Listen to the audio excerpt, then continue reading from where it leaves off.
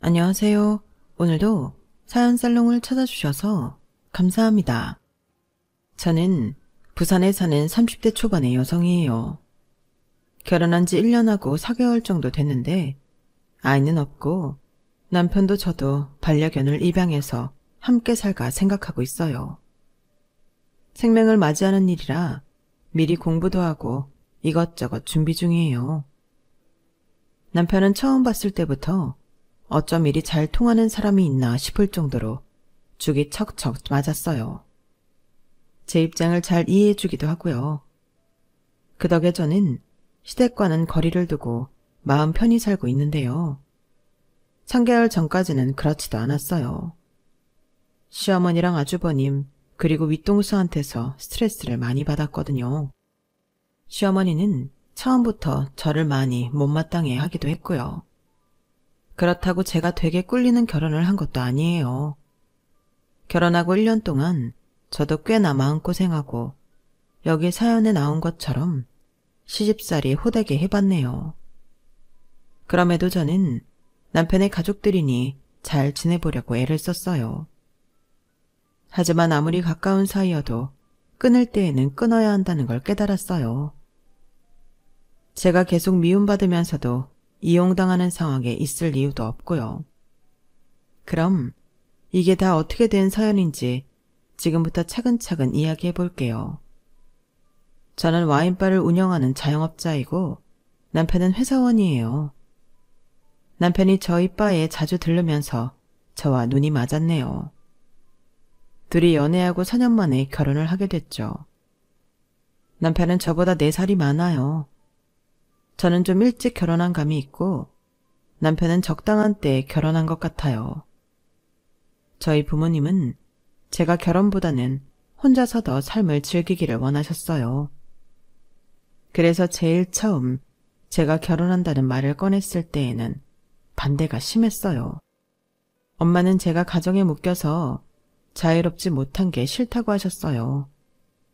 엄마가 여행 다니는 걸 참 좋아하시는데 결혼을 일찍 하는 바람에 못하신 게 많다고 해요. 그래서 저는 하고 싶은 거 다 하고 결혼하기를 바라신 거죠. 요즘은 네 나이 결혼하기 일러. 네 친구들 중에도 결혼한 애 한 명밖에 없잖아. 종호라는 사람이 좋아 보이기는 해. 근데 사람 좋은 걸로 결혼 생활 되는 거 아니야. 그리고 걔 부모, 아니 어머니가 안 도와주실 거라며 니들끼리 준비해야 되는 게 얼마나 힘든지 알아? 대한민국에서 부모 도움 없이 결혼 준비하는 거 되다 돼. 나중에 네 친구가 시댁 도움 받아서 결혼식 척척하고 잘 살면 그것만큼 속상한 거 없다고.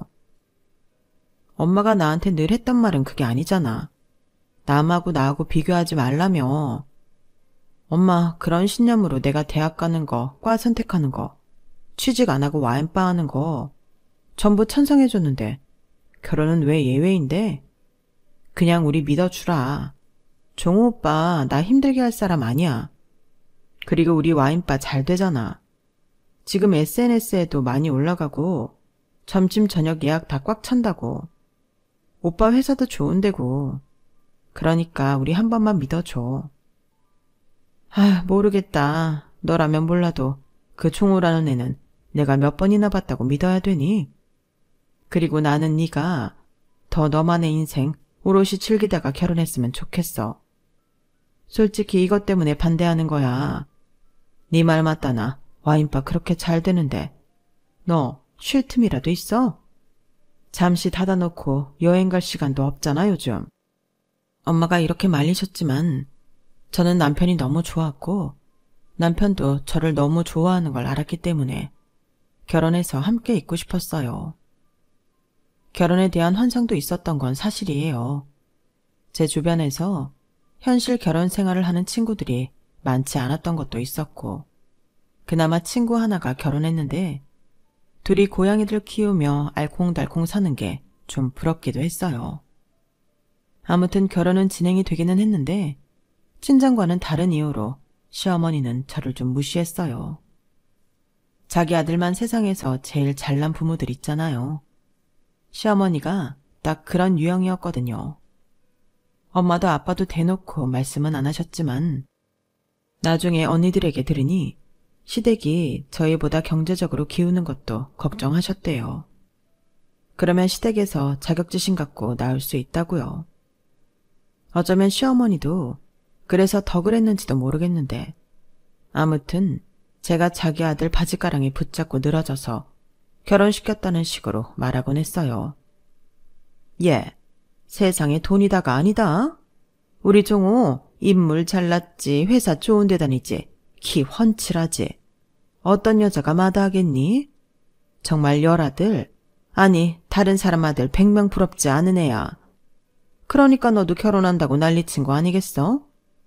나는 더 좋은 집안 며느리 볼 수도 있는데 우리 아들 뜻 존중해서 너 받아준 거다. 그러니까 우리가 뭐 집을 해줘야 한다 그런 생각은 하지 마라.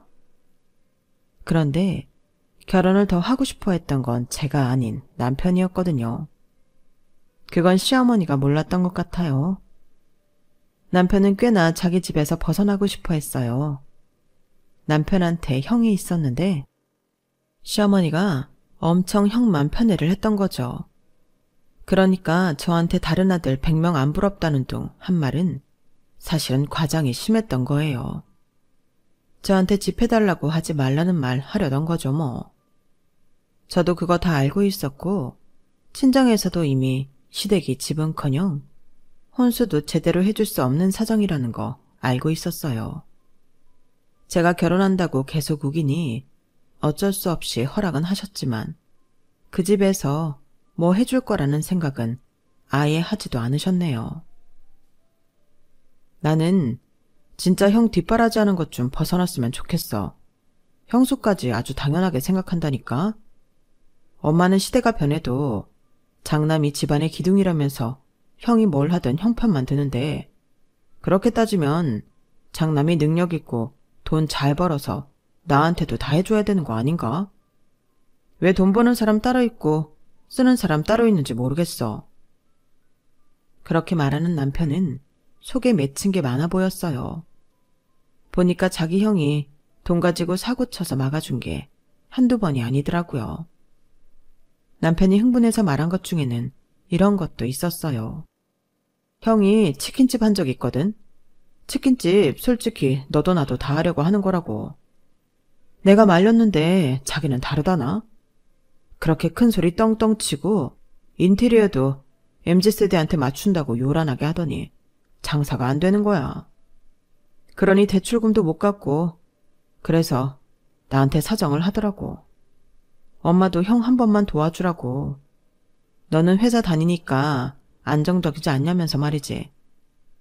나도 형이 신용불량자 되는 건 막고 싶어서 빌려주기는 했는데 그 뒤로 너무 나 몰라라 하고 고마워하지도 않으니까 열받는 거야. 아니, 돈 갚을 마음이 없으면 최소한 미안하다는 말이라도 해야 되는 거 아니야? 이건 적반하장이야 진짜. 나한테 이것저것 소소하게 뜯어내는 것도 짜증나 죽겠어. 어쩐지 남편은 자기 형 이야기를 거의 안 했어요. 그냥 집안 식구 이야기 자체를 안 하고 싶어 하는 것 같더라고요. 정말 충분히 이해가 가죠. 저런 가족이면 저는 상종도 안 하고 살 것 같거든요. 제가 완전 벙찐 일도 있었는데요. 그건 아주버님이 남편 이름으로 보험을 들어놓고 수령이는 자기 앞 이렇게 한 다음에 자기가 보험 몇 번 냈는데 더 이상은 내기 어렵다며 남편 보고 내라고 했다는 거였어요. 남편은 자기도 모르는 새 자기 신분증이며 도용당했던 거고요. 그때 남편이 보험 해약하고 이것저것 뒤처리하는 거 보고 정말 뭐 저런 형이 다 있나 싶었는데요. 시어머니도 남편도 형수도 그런 걸 당연하게 생각하더군요. 그러니 결혼을 했어도 제가 아주버님이나 형님한테 감정이 좋을 리 없었어요. 결혼 전부터 그딴 짓 하는 걸 봤으니까요. 저희 결혼할 때 친정아빠가 남편을 설득해서 저희한테 신혼집을 마련해 주셨어요. 안 받겠다고 하는 남편한테 살면서 저한테 더 잘하면 된다고, 그것밖에 바라는 것 없다고 끝까지 밀고 나가셨고, 남편은 결국 아빠 뜻을 받아들였는데요. 그 신혼집이 시댁하고는 꽤 거리가 있는 곳이고 솔직히 좀 번화한 지역이었어요. 그러니 저희는 이제 시댁하고 크게 부딪히지 않고 살 수 있겠다 했는데 아주버님이나 시어머니나 남편한테 손 벌리는 버릇은 여전하더라고요. 남편도 이게 그동안 해주던 관성이 있어서인지 갑자기 끊어내지 못했고요. 저도 눈앞에서 보니 자기 죽게 생겼다고 너무너무 아쉬운 소리를 하는데 안 주기도 참 뭐하겠다 싶었어요. 아무튼 아주버님은 이런 핑계 저런 핑계 다 대가며 남편한테 돈을 빌려가고 그 돈을 줄 생각을 안 하더군요. 시어머니는 아주버님 편만 들었고요. 그것도 전보다는 훨씬 줄어든 거라고 하더군요. 내가 엄마랑 형한테 집안 경제권 너한테 있다고 했거든. 그래서 좀 눈치를 보는 거야. 아니면 아마 더 했을 거야. 너 이런 거 보게 해서 정말 미안하고 창피하다. 결혼할 때 시어머니랑 아주버님은 분명히 저희 친정 부모님한테 아파트 해주셔서 감사하다며 둘이 잘 살게 자기네는 간섭 안 하겠다고 했어요. 아주버님은 자기가 아버지 노릇한다며 지켜준다고 했고요. 그러니 친정에서도 그래도 염치는 있나 보다 하며 제 결혼을 허락해 주신 것도 있거든요. 근데 이게 무슨 아버지 노릇인지요. 이런 걸 보며 그래도 저희 친정이 재산이 있어 다행이고 부모님이 자식 생각해 주시는 분들이라 너무 감사하더라고요. 저희 신혼집은 말씀드린 것처럼 집값이 좀 비싼 지역이었고 아빠가 아이 낳든 강아지나 고양이랑 살든 오래 살라며 신혼인 저희 형편에 비해 좀 큰 집을 얻어주셨어요. 실평수만 34평 정도 됐거든요. 친정하고는 전철 타고 세정거장이면 오갈 수 있는 거리기도 했고요. 그리고 그 지역이 저희 결혼하고 1년도 안 돼서 매매 가격이 올랐더라고요. 부동산에도 저희 아파트 물어보러 오는 사람들도 꽤 된다고 하더군요. 불경기 불황이라고 해도 오르는 데는 사람들이 몰리기 마련인가 봐요. 이게 아주버님이랑 시어머니 귀에도 들어갔더라고요. 아주버님은 시어머니랑 걸어서 10분 거리에 살고 있었는데 그쪽 지역이 집값도 땅값도 안 오르기는 했어요. 저희 사는 곳만 올라간 게 아주버님 질투심에 불을 당긴 것 같더라고요. 결혼하고 집 들일 때도 안 왔던 아주버님이 갑자기 형님하고 저희 집에 오겠다고 하더니 은근히 이것저것 캐묻더라고요. 형님은 저희 집 인테리어를 하나하나 뜯어보고는 화병하고 테이블 매트를 달라고 해서 좀 당황했거든요. 물론 드리기는 했어요. 근데 처음 아랫사람 집에 오면 하다못해 두루마리 휴지라도 사올 법한데 아무것도 안 사와서 밥 얻어먹고 과일에 차 얻어먹고 내내 살림을 못하는 것 같네, 돈을 펑펑 쓰는 것 같네 이러다가 뭐 달라고 하면 주는 사람 입장에서도 기분이 나쁘잖아요. 그리고 2주쯤 지났나? 이번에는 시어머니까지 셋이서 왔더라고요. 그때 아주버님이 대뜸 이런 말을 했어요. 확실히 여기가 애들 키우기에는 더 좋겠어? 근데 2사람은 일단 아이 안 낳고 개 키울 거라며. 나나 민준아 좀 더 돈 벌고서 아이를 낳자는데 동의했어. 걔도 입양하려니 생각할 게 많아지더라. 천천히 멀리 내다보며 준비할까 해. 종우, 너 말에 아주 허세가 들어갔다. 이런 아파트에 사니까 네가 신분 상승한 것 같냐? 그런 게 어딨어. 내 말이 그렇게 들렸으면 그건 그냥 형 생각이야. 나는 아파트랑 상관없잖아. 그러자 옆에서 형님도 끼어들더라고요. 아무튼 아파트값 많이 올라서 좋겠어요. 서방님은 이런 걸 마누라 덕 톡톡히 본다고 하나요? 우리 은우 아빠도 결혼할 때 친정 덕 좀 봤죠. 예단이며 결혼식장에 신혼여행 비용까지 우리 집에서 다 돼서 마누라 잘 얻었다는 소리 좀 들었는데 내가 동서한테는 깨갱해야겠네. 별 말씀을 다 하시네요. 그런데 은우는요? 친정집에 갔어. 다음 주에나 올 거야. 아주버님과 형님 사이에 아들이 하나 있었는데 이제 4살이었거든요. 근데 두 사람은 그 아이를 형님 친정에 너무 자주 맡기는 것 같더라고요. 그런 것까지 제가 상관할 바는 아니지만 아무튼 제가 그 조카의 얼굴을 거의 본 적이 없어서 말이에요. 만날 때마다 친정에 맡겨놨다고 하고 두 사람은 해외여행에 제주도 여행에 잘도 돌아다녔어요. 하여간 나나 엄마 사는 동네는 왜 죽어라 안 오르고 여기만 오르나 모르겠다. 부럽다 야. 형도 돈 모아서 이사 계획 짜봐. 그럼 오늘도 크면 학교 더 좋은 쪽 알아봐야 할 거 아냐. 여기가 딱 좋기는 하다. 지하철 가깝고 애들 학교 다니기도 좋고 학원도 있고. 그러고 보니 이쪽은 어린이집이나 유치원도 잘 해놨다던데. 그것까지는 우리도 잘 모르겠네. 아직 우리한테는 먼 얘기라서 알아보지 않았어. 이쪽 학교 좋고 어린이집 좋은 거 맞아요. 서방님. 그러니까 집값도 오르는 거겠죠? 아무튼 동서는 좋겠다. 이런 데에서 살고. 은우 아빠, 우리도 은우 생각해서 이쪽으로 이사 오는 거 생각해보자. 그럴까? 다른 데 뭐 알아볼 거 있나? 여기만한 데가 없겠어. 아주버님이 남편 말 속에 허세가 있다고 했는데 두 사람이야말로 허세가 가득했어요. 형님은 중소기업에 다니고 있었고 아주버님은 지금 하고 있는 디저트 카페가 잘 안 되고 있어서 계속 보증금 까먹고 있는 상태였거든요.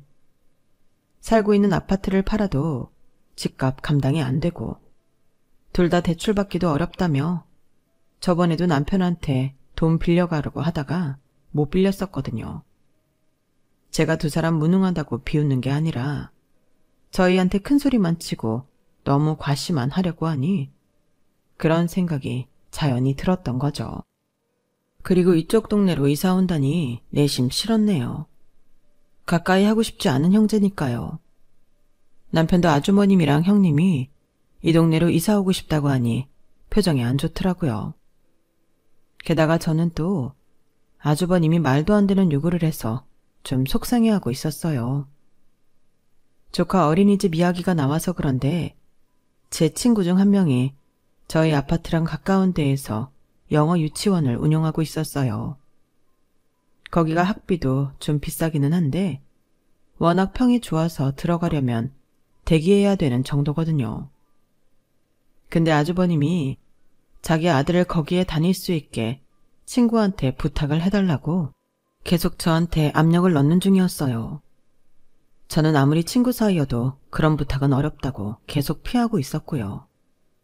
그리고 툭 하면 애 떼놓고 둘만 어디 다니면서 저한테는 조카를 소중하게 생각하라고 하니 짜증이 났죠. 그럼에도 시어머니는 단 한 번도 아주버님과 형님한테 뭐라고 한 적이 없었어요. 오히려 저보고 아주버님 부탁을 안 들어준다고 뭐라고 했네요.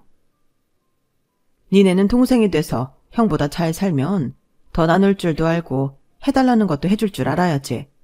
어떻게 그렇게 이기적이니? 가족은 그런 거 아니다. 그리고 니네 하나밖에 없는 조카 아니냐? 친구한테 그 정도 부탁도 못해? 네가 마음이 있어봐. 뭘 못하겠어. 너무 그렇게 칼처럼 자르면서 사는 거 아니야. 이뿐 아니라 시어머니 역시 저한테 바라는 게 참 많았어요. 일주일에 한두 번씩 친구들 만날 때마다 용돈 달라고 전화했고 옷이며 화장품이며 사달라는 것도 많았어요. 큰아들 내외한테는 아무 요구도 안 하는 눈치인데 왜 그리 저한테만 그러는지 모르겠더라고요. 남편한테 빌린 돈이 많으니 그런 것까지는 말할 수 없으니까 저한테 하는 것 같더군요. 저도 물론 성심성의껏 좋은 것 해드리고 싶어요. 하지만 그게 마음에서부터 우러나와야 제 돈을 쓰면서도 기분 좋잖아요. 제가 친정 부모님한테 용돈 한 번 드릴 때 두세 번은 가져갔네요. 그리고 한 번은 100만 원 넘는 자켓을 사달라고 너무 당당하게 요구해서 기분이 상하기도 했어요. 아무리 자식이고 제가 며느리라고 하지만 이런 건 너무하다고 생각했거든요. 생일이나 어버이날도 아니었으니까요. 결혼할 때도 아무것도 못 해준다고 하더니 결혼하고 나서도 과일 한 봉지 사다 주지도 않으면서 뭘 받기만 하려고 하니 그런 시댁하고 계속 보고 싶겠어요. 아주버님은 아주버님대로 남편 경제권 저한테 있다고 그렇게 말을 해도 자잘하게 30만 원씩 20만 원씩 몇 번 빌려가더라고요. 그러다가 자기네 카페 보증금도 다 까먹게 생겼다며 목돈을 부탁했더라고요. 남편은 당연히 거절했고요. 그런데 제가 그렇게 시켰다고 생각한 아주버님은 저한테 통화로 한바탕 난리를 쳤어요. 재수씨, 사람이 그러는 거 아니에요. 제가 언제 재수씨 돈 쓴다고 했어요? 종호 돈 쓴다는 거잖아요. 왜 형제간의 사이를 갈라나요? 그것도 돈으로? 이러면 안 되는 거예요. 제가 안 갚을 것도 아니고 재수씨가 번 돈도 아닌데 그걸 막으면 안 되죠. 뭐 집안 경제권 쥐고 있다면서요? 큰돈은 재수씨가 다 갖고 있는 모양인데 종호 통장에서 3천만 원 빼서 저한테 보내주세요. 그러면 제가 이거 다 없던 일로 할게요. 아니, 이거는 협박도 아니고 뭐 이런 사람이 다 있나 싶었어요. 아무리 집안에서 저보다 윗사람이고 남편의 형이라고는 해도 그렇죠. 좋게 말하고 부탁하고 미안하다고 해야 되는 거 아닌가요? 저는 너무 화가 났지만 그래도 최대한 예의를 지키려고 애를 쓰며 말했어요. 아주버님, 저는 오빠한테 아무 말 한 거 없어요. 오빠가 그냥 돈 빌려달라는 거 거절한 것 같은데요. 그런 돈을 제가 오빠한테 말없이 보낼 수 없고요. 저도 한 말씀 드리자면 오빠가 아주버님 ATM기 아니잖아요. 이러지 마시고 금융기관에 가서 돈을 빌리세요. 오빠한테 지금 3천만 원 있지도 않고요. 저도 어떻게 할 수가 없네요. 아주버님이 다른 데 알아보세요. 저는 딱 선을 긋고 안 된다고 했어요. 하지만 아주버님은 그렇게 만만한 사람이 아니었어요. 그런 데에서 돈 빌리려면 시간이 많이 걸리는데 제가 시간이 없어서 그래요. 정말 이럴 거예요? 나를 무슨 돈이나 달라는 그런 사람 취급하는 거 맞죠? 이렇게까지 말씀 안 드리려고 했는데 그런 거 맞지 않나요? 오빠한테 빌려간 돈 하나도 갚은 거 없죠? 저도 다 알아요. 저 몰래 몇십만 원씩 빌려갔고 그전에도 오빠가 대출까지 받아서 빌려준 돈 하나도 안 갚은 거요. 차용증을 써도 아무 소용 없잖아요. 저를 욕하셔도 어쩔 수 없어요. 저희도 땅 파서 돈 나오는 거 아니고요. 저희 이 집에서 아들 노릇 며느리 노릇 충분히 하고 있다고 생각해요. 그러니 너무 무리한 요구는 하지 마셨으면 좋겠어요. 그러자 아주버님은 저보고 기막히고 황당하다며 어떻게 이럴 수 있냐고 막 화를 냈어요. 그래도 저는 꿈쩍하지 않았어요. 속으로 좀 무섭기는 했죠. 성인 남자가 막 소리 지르는데 아무렇지도 않을 리가 있겠어요. 그래도 저는 안 된다고 끝까지 좋게 말했네요. 결국 아주버님은 시어머니 도움으로 어떻게 돈을 융통했다고 하더라고요. 하지만 그 후 시댁 식구들이 저희를 대하는 태도가 아주 냉랭해졌어요. 저한테는 있는 것들이 더하다며 저러고 사니 돈을 모은다고 피도 눈물도 없는 사람 취급을 했고 남편은 결혼하고 변심했다고 뭐라고 하더군요. 저도 기분이 나빴죠. 불과 1년도 안 된 결혼 생활하면서 제가 시어머니한테도 아주버님한테도 한 게 있는데 어쩌면 저럴 수 있는지. 기왕에 못된 사람 취급당하는 거 저도 기본만 해야겠다 싶더군요. 그래서 더는 시어머니 용돈도 많이 안 드리고 매달 드리기로 한 것만 보냈어요. 남편도 잘했다며 자기도 이 기회에 끊을 건 끊고 싶다고 했어요. 그렇게 한 달 정도 시간이 지나갔고 아주버님이나 시어머니가 저나 남편한테 돈 이야기하는 거 없이 각자 잘 사는 것 같았어요. 저는 와인바를 확장해서 2층으로 이전하기로 했기 때문에 정신이 없었어요. 인테리어 공사며 새로 조리기구 들이는 것까지 챙길 게 많았거든요. 남편은 승진을 했고 해외 출장이 전보다 잦아졌어요. 결혼 1년 기념일을 앞두고 저희는 둘 다 나름 좋은 일이 생겼다며 만족했죠. 그런데 아주버님은 그렇지 못한 것 같았어요. 시어머니 통해서 꾼 돈도 못 갚고 대출도 싹 다 바닥이 났다는 얘기를 건너 들었네요. 우리 귀에 들어가라고 일부러 흘린 게 분명했지만 저희는 별다른 반응을 하지 않았어요. 그런데 시어머니가 시아버지 제사 전날 음식을 좀 준비해서 가져오라고 하시더라고요. 음식은 당일날 만들거나 주문해도 되는데 말이죠.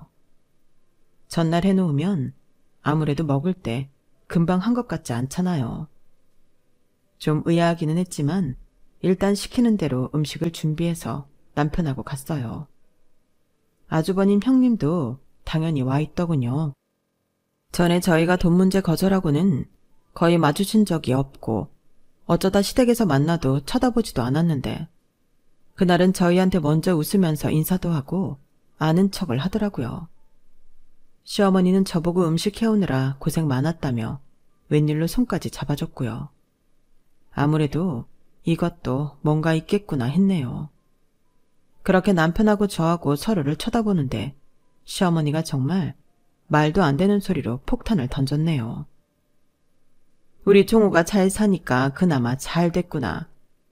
새아가 잘 얻어서 종호 편하게 잘 먹고 잘 사는 거, 그거 내 입장에서는 되게 큰 거거든. 그래서 오늘 내가 너희한테 한 가지 할 얘기가 있다.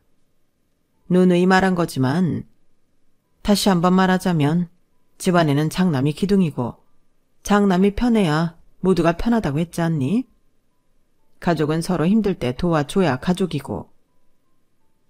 여기까지 얘기하자 남편이 또 돈 얘기구나 싶어서인지 먼저 말을 꺼냈어요.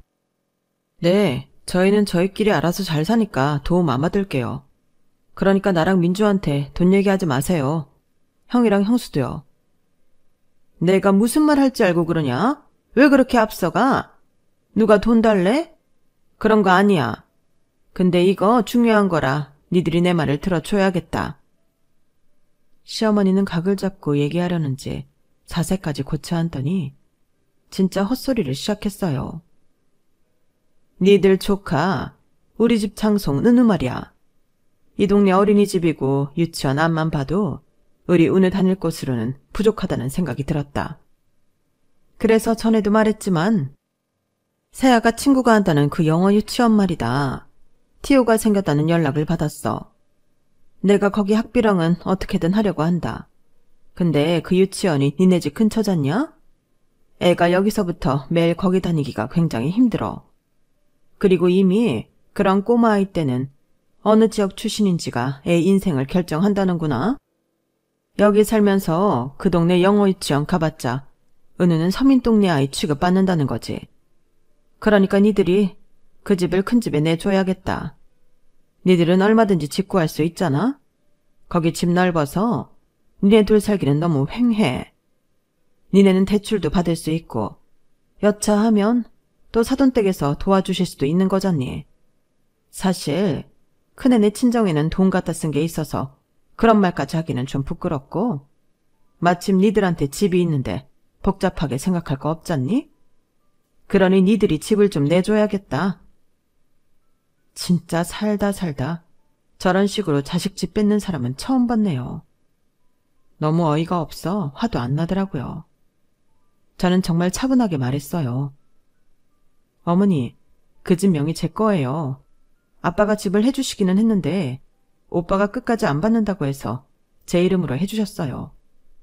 오빠는 공동명의도 싫다고 했고요. 그러니까 지금 제 집을 아주버님네 이사 오게 하라는 말씀이신 거죠? 네 집인 거 우리도 알아. 일단 좀 살게 해달라 이거지. 그러는 새에 우리 종수도 사업 잘 되고 하면 그런 집 살 수 있는 거잖아. 그 유치원 다니는 애들이 니네 아파트 단지에 많이 산다더라. 니들이 조카 생각해서 그 정도 희생은 할 수 있는 거 아니니? 두 식구가 실평수 34평이면 너무 크잖아. 그 집을 살만한 사람이 살아야지. 안 그래? 니들은 나중에 그런 집 살아도 되고.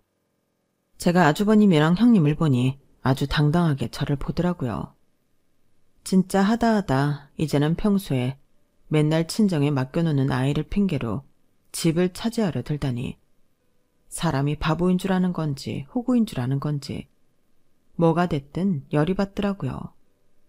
거기에 아주버님이 아주 쐐기를 박았어요. 그래요, 재수씨. 명의 같은 거는 나중에 천천히 생각해도 되는 거고 우리가 거기 계속 살지 말지는 살아보면서 결정할게요. 동서가 아파트 내주면 우리도 섭섭지 않기는 할게. 다시 말도 트고 살고 좋잖아.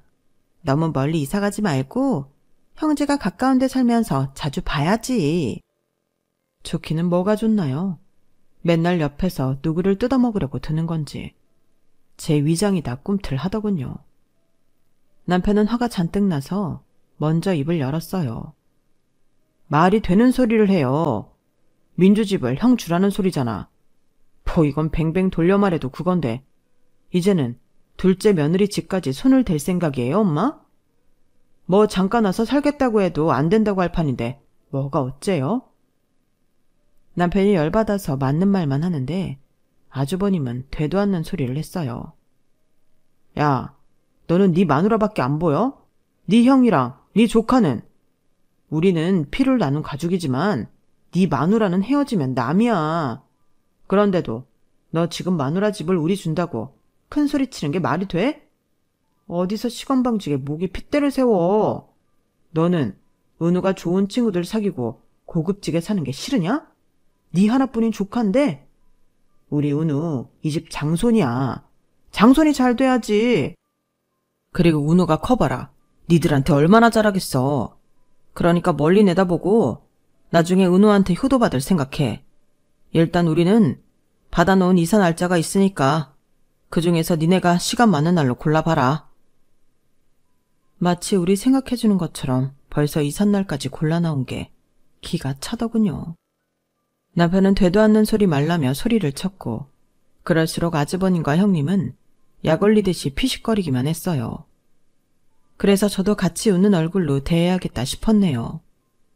그럼 큰집 아파트는 어떻게 하시는데요? 처분하시나요? 아니다. 그거 뭐 처분한다고 큰돈 나오는 것도 아니고 그래서 전세를 줄까 한다. 아니면 당장 큰돈은 안 돼도 월세를 받아도 되고. 시어머니는 제 질문에 얼른 대답하더군요. 제가 그렇게 물어보니 집을 내줄 거라고 생각한 것 같았어요. 아주버님이랑 형님 눈도 기대에 가득 찼고요. 저는 바로 핸드폰으로 아주버님네 동네 아파트 검색을 해봤어요. 거기 전세 주면 1억 3천은 나오겠네요. 저희 아파트 전세가 4억 3천은 넘어요. 저희 바로 앞이 전세로 사는데 이번에 4억 5천 줬다고 하더라고요. 그러면 그 집 저희한테 전세값을 주세요. 1억 3천에서 3억만 더 있으면 되겠네요. 어머니 집 팔면 3억은 좀 더 되지 않나요? 그거 저 주세요. 그러면 아파트 이사하게 해드릴게요. 저도 아빠가 해주신 집인데 무슨 명분이 있어야죠. 그리고 아빠가 이런 식으로 큰 집에서 저희 아파트에 무작정 사는 거 아시면 가만히 안 있으세요. 아빠가 사업하면서 꽤 큰 로펌 변호사들하고도 친분 있는 거는 모르셨죠. 그러니까 그렇게 해서 4억 3천 주고 들어와서 살려면 사세요. 아니면 아주버님 집을 팔고 돈을 보태던지요. 근데 그 아파트 팔아도 2억 5천 이상 못 받는 것 같은데? 나머지 1억 8천은 어머니가 해주셔야겠네요. 지금 아주버님도 형님도 돈 빌릴 데 없잖아요. 시어머니는 자기 집을 팔라고 하자 바로 싫다며 펄쩍 뛰었어요. 아니, 내가 재산이 있고 또 있는 것도 아닌데 어떻게 내 집을 팔라고 하니? 우리 집도 더 오를 수 있는데 그 시세로 친다고? 말도 안 되는 소리 마라. 아니에요, 어머니. 어머니랑 아주버님 그쪽 지역은 몇 년째 부동산 제자리잖아요. 저희 아파트는 지금도 오르고 있어요. 그러니까 제가 4억 3천에 전세 살라고 하는 게 절대 무리한 요구 아니에요. 저희는 집도 절도 없이 쫓겨나게 생겼는데 이 정도는 얘기할 수 있는 거잖아요. 그러니까 그 돈 주고 2년 계약하시든지 아니면 그냥 포기하세요. 제 말에 아주버님과 형님은 아무 말도 못하고 어버버했고 시어머니는 뭔가 생각하더니 안 된다고 몸서리를 쳤어요. 안 된다. 나는 내 집 있어야 해. 애들 아빠가 나한테 물려준 건 이게 유일한 거야. 내가 내 집에 하숙을 쳐도 내가 나가지는 못한다. 그럼 아주버님네가 어머니네 들어가서 하숙하는 셈 치고 매달 월세 내고 아주버님 아파트 팔아서 빚 갚으면 되겠네요. 저희한테 빌린 돈도 갚고요. 어머니는 어머니 큰아들만 중요하신가 본데 저도 저희 집에서는 귀한 딸이에요. 저희 부모님이 결혼해서 시집에 이런 취급받는 거 알면 어떻게 나오실 것 같으세요? 저희 아빠 절대 가만히 안 있어요. 그래서 저도 아무 말 안 하고 있었던 거고요. 아주버님, 그동안 저희한테 돈 갖다 쓰신 거 있죠? 종우 오빠한테 차용증 쓰고 안 갚은 것도 있고요. 어차피 계좌로 보내서 조회하면 다 나오거든요. 그거 저희가 뭘 몰라서 가만히 있었던 거 아니에요. 지금이라도 아빠 친구 변호사분한테 그거 들고 가서 돈 받을 수 있게 소송 진행해달라고 할까요? 제 말에 세 사람은 더 하얗게 질리기만 하고 아무 말도 못했어요. 이번에는 남편도 화를 좀 가라앉히고 말했어요. 민주 말이 맞네. 형이 엄마 집에 들어가서 월세 내면서 살아. 그러면 모든 게 해결되겠네. 안 그래? 어차피 은우 맨날 형수 친정에서 챙기잖아. 은우 핑계로 우리 아파트 뺏으려는 거 누가 봐도 다 알거든. 그걸 변호사들은 모를 것 같아? 그제야 시어머니는 입을 열었어요. 안 되겠다, 종수야. 나는 내 집까지 팔아서는 돈을 못 보태겠다. 이거 그냥 니들이 들어가면 정말 쟤네 가만히 안 있을 것 같고 나는 이 나이에 어디 월세나 전세 같은 거 살기 싫다. 그러자 아주버님은 괜히 화를 내기 시작했어요. 둘이 진짜 똑같이 못돼 처먹었네. 니들이 그렇게 좋은 아파트에서 살아야겠냐? 내가 거기 들어가서 사는 게 그렇게 싫어? 아니, 형. 나도 형이 제발 성공해서 좋은 데서 살았으면 좋겠어. 우리보다 더 좋은데, 더 넓은 데에서. 근데 형이 알아서 하라고. 멀쩡히 살고 있는 사람들한테서 억지로 뺏으려고 엄마까지 끌어들이지 말고. 이번에는 형님까지 저희 보고 너무하다면서 이러는 거였어요. 서방님도 참 매정하네요. 결혼하고 사람 바뀌었어요. 어떻게 우리한테 이래요? 우리 형 가족이잖아요. 저는 그 말을 듣고 참을 수 없었어요. 한 가족인데 저희한테 뭐 해줬는데요? 지금도 우리를 멀쩡히 잘 살고 있는 집에서 내쫓을 생각인데 저희한테 그런 가족 의미 없어요. 저희는 인연 끊어도 상관없어요. 그놈의 가족 타령 지겨워 죽겠네요. 민주 말이 맞아요. 형수님, 저 형수님한테 이런 말 들을 이유 없어요. 그동안 형이 해달라는 돈 다 해줬고 말도 안 되는 요구 다 들어줬잖아요. 그런데 한 가족인데 제가 변했다고요? 정말 변해볼까요? 제가 형 고소해볼까요? 아주버님, 형님, 어머니, 저 잘못 보셨어요. 사람이 말 안 하고 가만히 있다고 쉽게 생각하셨나 봐요. 정우 오빠는 이제 저랑 가족하면 돼요. 당연히 제 편이니 저랑 가족 맞고요. 그러니까 무리한 요구하지 마세요. 진짜 제가 시댁 갑질 많이 당했다는 말 들어봤어도 이런 식으로 집 내놓으라는 갑질은 듣도 보도 못했네요. 남편은 진짜 굳게 마음 먹었는지 그 자리에서 완전 선언을 했어요. 형한테 기대하는 것도 없었지만 정말 이건 해도 너무해. 나 민주한테도 너무 쪽팔려. 엄마도 너무 장난만 챙기잖아요. 나는 눈에 보이지도 않죠? 나도 이제 나 제대로 봐주는 사람들하고 있을래요. 그게 진정한 가족 아니겠어요? 형, 내 돈 한 달에 얼마씩 갚겠다고 각서 쓰고 공증 안 하면 나 진짜 고소할 거야. 엄마도 그래. 더는 우리한테 무리한 요구 하지 마. 나한테 이제 민주가 우선인 거 맞아. 나 하나 믿고 자기 인생을 선택한 거잖아. 저와 남편은 할 말 다 하고 망연자실하게 앉아있는 시어머니와 아주버님 형님을 두고 집을 나왔어요. 남편은 그날 저보고 바닷가 보며 한잔 하자고 하더군요. 회의에 소주를 시켜놓고 남편은 이제야 숨통이 트인다고 했어요. 진작에 이랬으면 저한테 그런 말도 안 되는 소리 못했을 텐데 미안하다면서요. 괜찮아, 됐어. 이제 더 좋은 일만 있을 거야. 오빠는 아주버님한테 꼭 돈 받고. 알았어? 나 진짜 엄마랑 형 안 보고 살아도 돼. 아니, 차라리 안 보는 게 나아. 그러면서 진짜 후련한 표정을 짓는 남편이 너무 안 됐더라고요. 그 후 시어머니와 아주버님, 형님은 저희한테 전화를 하고 문자를 하며 오만 협박을 다 했지만 저희는 다 차단해버리고 변호사 통해서 할 말을 했어요. 변호사 선임한 걸 알자 그제야 아주버님은 저희 와인바까지 찾아와서 남편 마음을 돌려달라고 하더군요. 소송을 취소해달라고요. 남편은 변호사를 통해서 매달 얼마씩 갚겠다는 각서를 쓰게 했고 그걸 받아 공증한 후에야 소송 취하를 했어요. 그 뒤로 아주버님은 이런저런 일 다 하며 남편한테 매달 돈 갚고 있네요. 형제끼리 이렇게까지 하나 싶겠지만 그동안 남편이 혼자 당해온 걸 생각하면 아무것도 아니라고 생각해요. 제가 결혼하고 1년간 당해보니 알겠더라고요. 그렇게 저희는 지금 시댁과는 거의 연락을 끊고 둘이서 알콩달콩 살고 있어요. 너무 말도 안 되는 상황에서는 아무리 가족이어도 탈출이 필요하더라고요. 제 인생이잖아요. 남편과 만드는 제 인생이요. 저는 이 선택에 후회가 없어요. 제 이야기는 여기까지예요. 들어주신 분들 모두 감사드리고요. 모두들 가족과 행복하시고 좋은 하루 만드세요. 여러분, 사연 댓글에 응원과 현명한 조언 부탁드려요. 좋아요와 구독은 저에게 큰 힘이 됩니다. 오늘도 좋은 일 가득하세요.